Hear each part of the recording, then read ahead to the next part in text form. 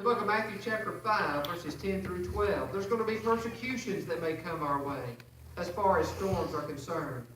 But listen to what Jesus says here in his Sermon on the Mount.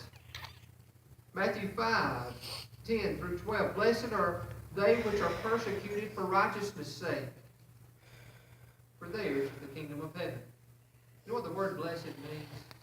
It means happy. Happy are they which are persecuted for righteousness' sake, for theirs is the kingdom of heaven.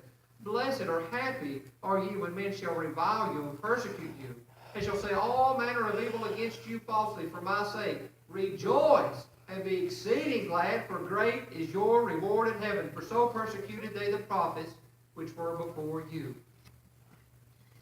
When we look at the book of Romans chapter 8, verse 18, for I reckon that the sufferings of this present time are not worthy to be compared with the glory which shall be revealed in us. We're going to go through hard times. We're going to go through sufferings. We're going to go through storms on the sea of life. 2 Corinthians chapter 4, verses 16 through 18, for which cause we faint not, but though our outward man perish, yet the inward man is renewed day by day. For our light affliction, which is but for a moment, worketh for us a far more exceeding and eternal weight of glory. While we look not at the things which are seen, but at the things which are not seen. You say, even though we're going through the storms of life, we are to look to the one who is an anchor of the soul. We are to look at the one who can save us, the one who gives us comfort, the one who gives us peace. And we'll look at those things as light afflictions.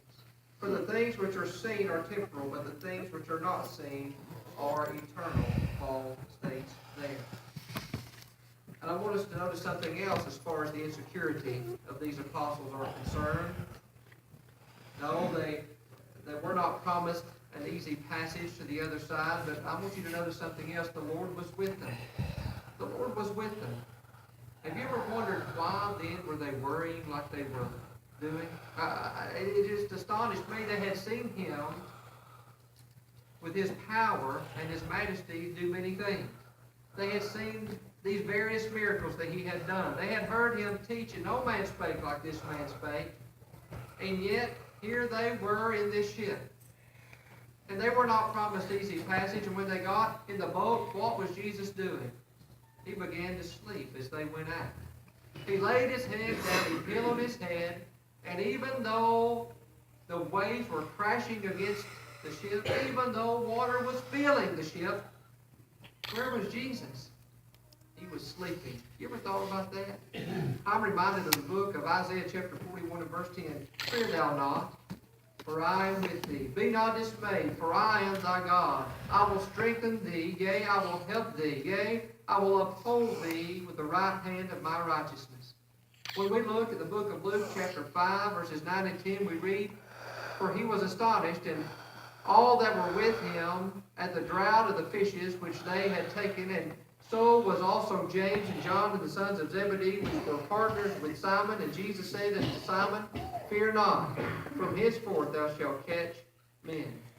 What did he tell them? Here is an account in the book of Luke just prior to them going out in Luke 8, where Jesus calms the storm. And Jesus told them to do what?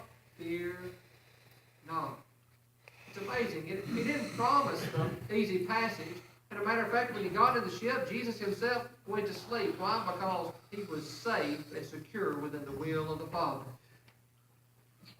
He knew he was doing the Father's will. He knew he was sent for a purpose.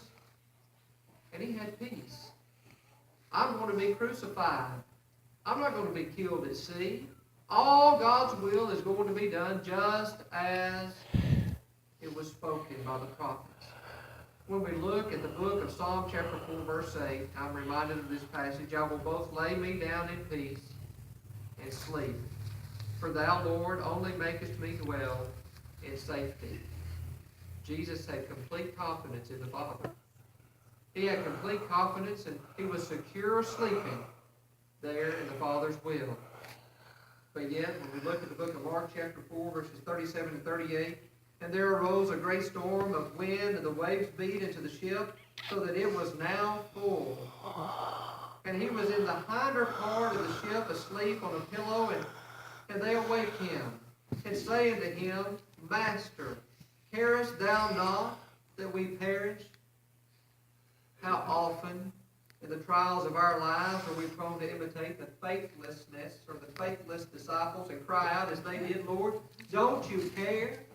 Don't you care that we're perishing in the sea of life? Don't you care that our ship that we're in, that we're sailing in this sea of life is being sunk, if you will? Don't you care, Lord? And sometimes the problems we have are not outward. The problems that we have sometimes when we go through these trials, when we go through these tribulations, when we go through the storms of life, they're not outward. The problems we have are inward. I want you to notice they had heard him speak many times and seen him do many miracles. But the greatest danger to the disciples was not the winds. It was not the sea or the waves. But friends, it was their unbelief. There's the real danger that the disciples were facing. When we look at the book of Hebrews chapter 3 and verse 12, take heed, brethren, lest there be any of you have an evil heart of unbelief and departing from the living God. It was their unbelief which caused their fear, and their fear made them question whether or not Jesus cared. Think about that. It was their fear, their unbelief that made them fear, and it was their fear that made them question whether or not Jesus cared. You know, a good contrast here, when he looks at them and he says, "O ye of little faith," these were men who had been with Christ. These are men with whom they were in the boat at that time, in that storm, with Christ. And they didn't have any faith. Oh, you have little faith. But if you go back to verse 10, remember I told you we would look at that in a few minutes. I have not found so great a faith in Israel. Just speak the word. You see the contrast there? That's the kind of faith that the apostles should have had. So when we think about this account in the book of Matthew 8, Mark 4, and Luke 8, we see, number one, the insecurity of the apostles. But number two, we see influence. You can't get around it. I want you to notice something, and I don't know if you've ever noticed it before. I had never really noticed this. Look at Mark chapter 4, verse 36 and 37, and really hinging on verse 36.